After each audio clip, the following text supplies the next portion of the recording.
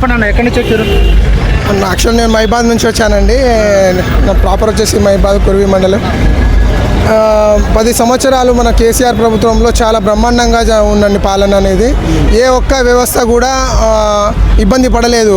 Real estate కావచ్చు, వ్యాపారం కావచ్చు, అన్ని రంగాలలో కేసీఆర్ ప్రభుత్వం ఉన్నప్పుడు చాలా చక్కగా ఎక్కడ ఇబ్బంది లేకుండా రైతులకు కావచ్చు, రియల్ ఎస్టేట్ వ్యాపారంలో కావచ్చు, అన్ని రంగాలలో బాగుండే అండి.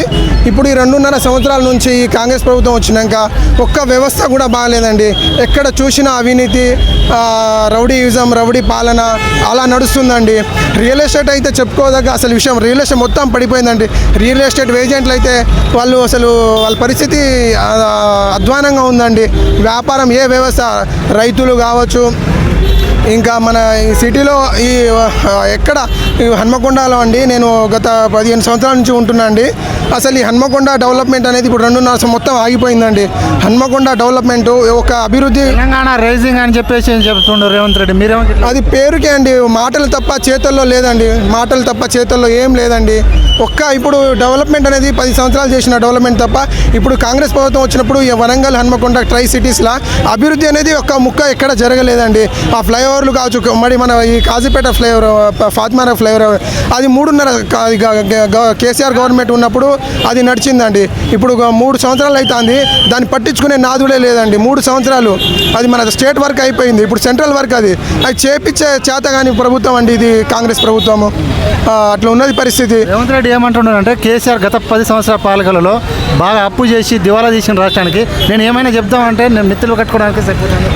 అప్పు ఏందండి? అప్పు ఎవరు ఉండరు? ప్రతి ఒక్కరికి అప్పు ఉండదు. అప్పు లేని ఎవరు ఉంటుంది? అప్పు లేని రాష్ట్రం ఉన్నదా? అప్పులలో చూసుకుంటే మన రాష్ట్రం చాలా కిందకు ఉందండి. అప్పు చేసి మన కేసీఆర్ గారు అభివృద్ధి చేసిండు. వీళ్ళు చెప్పుకొచ్చిన అది అప్పు కాదు. మన అప్పు చాలా తక్కువ అండి. వీళ్ళకి చేత కాక తప్పించుకునే ప్రయత్నం చేస్తున్నారు. వీళ్ళు తప్పించుకునే ప్రయత్నం తప్ప వీళ్ళకి పని చేసే దమ్ము లేదు. ఓన్లీ స్టేజ్ ఎక్కడం, మాట్లాడడం, అడ్డగోడ్లు మాట్లాడడం తప్ప పని చేసే లేదండి. పని లేదు వీళ్ళ దగ్గర. అభివృద్ధి ఏం చేయలేదు, ఓన్లీ కుటుంబ పాలన, కుటుంబం కోసమే చెప్పేసి తెలంగాణ ప్రజలు మొత్తం దోచుకొని తిన్నారని చెప్పేసి. దోచుకుంటే ఇప్పుడు 2.5 సంవత్సరాలు అవుతుంది కానీ ఒక్క అవినీతి, ఒక్క కేసు కానీ, ఆల్తు ఫాల్తు కేసులు తప్ప ఒక్క నిజం ఎక్కడ బయట లేదు కదండి. మాటలు అంటే ఏముంది, చేతుల్లో చూపించాలి కదా. అవినీతి చేసి ఉంటే పెట్టు, జైల్లో పెట్టు, అది కాదు కదా. మాటల్లో చెప్పడం కాదు కదా, చేతుల్లో చూపించాలి. 2.5 సంవత్సరాలు పరిపాలించినావు, ఏదంటే సిబిఐకి అప్పిస్తున్నావు. నువ్వేం చేస్తున్నావు మరి? సిబిఐకి ఏది మరి? సిబిఐ దగ్గర పోయింది కేసు, ఏది ఒక్క కేసు నడుస్తలేదు కదా. మాటలు తప్ప చేతుల్లో ఏం లేదండి వీళ్ళది. ఈ కాంగ్రెస్ రేవంత్ రెడ్డి నిన్న ఏమంటున్నా అంటే కాంగ్రెస్ నాయకులు రేవంత్ రెడ్డి పరిపాలన చూసి, తెలంగాణలో చూసి కేరళలో కూడా కాంగ్రెస్ కైవసం చేసుకున్నారని చెప్పేసి. కేరళలో ఏముంది? అది కూటమితోనే పెంచుకున్న. మొన్న 5 రాష్ట్రాల్లో జరిగిన ఒక్క రాష్ట్రంలో అది కూడా కూటమితో చేసుకున్నది. 5 రాష్ట్రాల్లో వేరే వాళ్ళే ఉన్నారు కదా, ఆయన ఏమున్నది? రేవంత్ రెడ్డి పాలన చూసి వేయలేదా? లేదండి, రేవంత్ రెడ్డి పాలన చూసి వేయలేదు.